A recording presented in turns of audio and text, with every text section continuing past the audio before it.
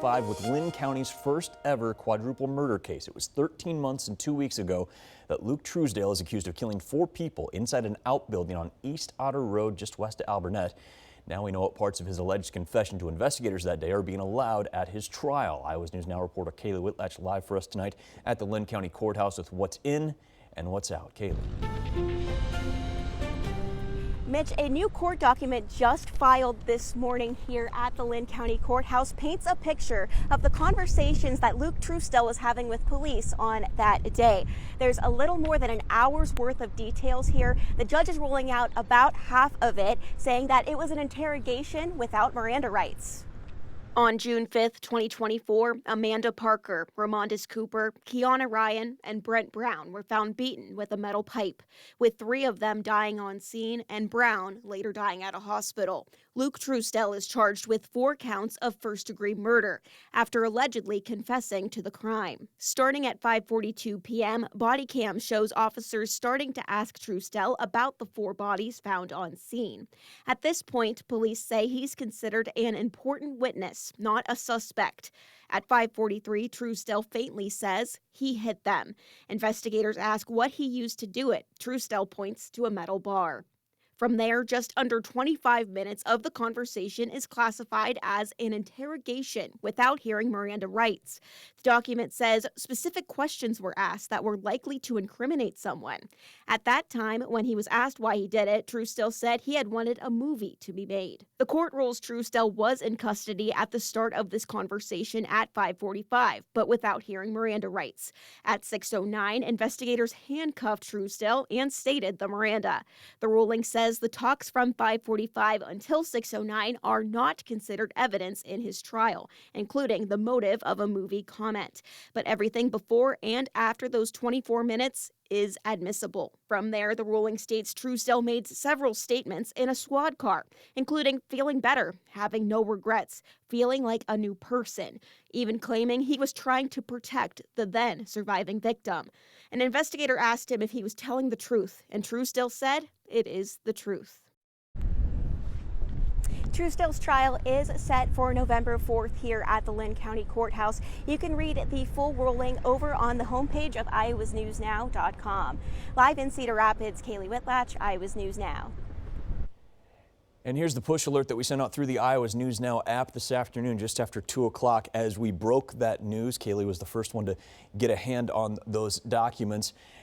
If you'd like to get those alerts and stay in the loop with everything we're covering here at Broadcast Park, just sign up for the Iowa's News Now app. You can download that for free in the app store of your choice.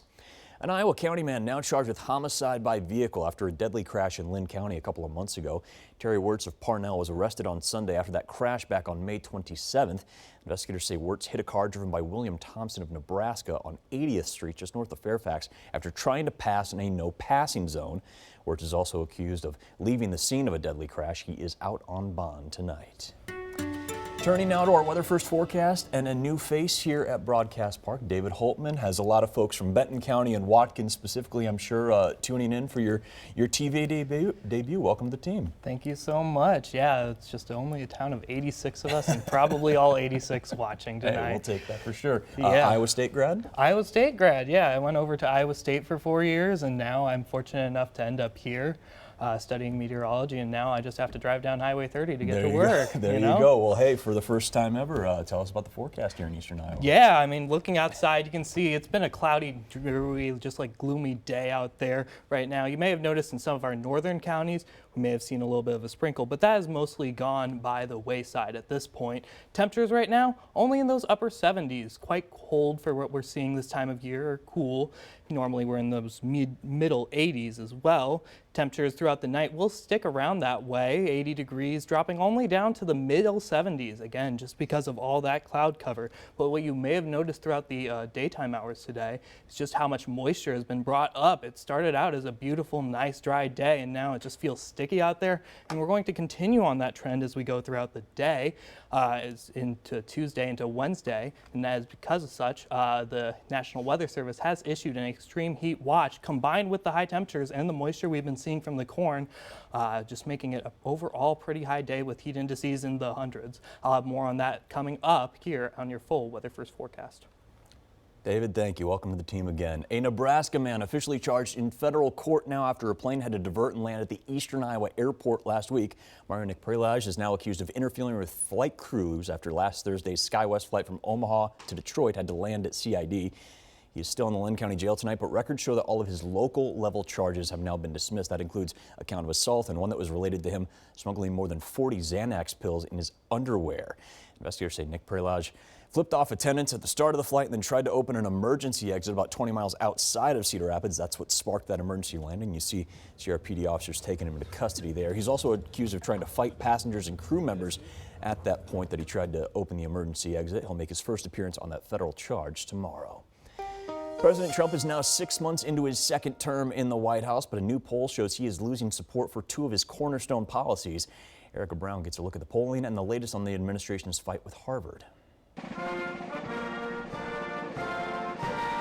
Defense Secretary Pete Hegseth met with the president of the Philippines at the Pentagon Monday ahead of expected trade talks with President Trump this week. We're proud to support our mutual economic vitality. The visit comes with President Trump's August 1st trade deal deadline approaching.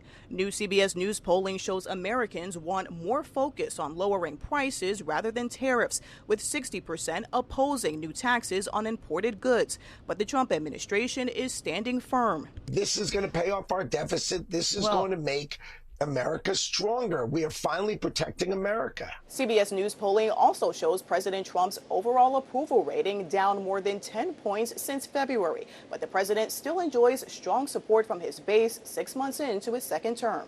In the poll, there is growing disapproval of the president's deportation program, with more Americans saying the Trump administration is not prioritizing dangerous criminals.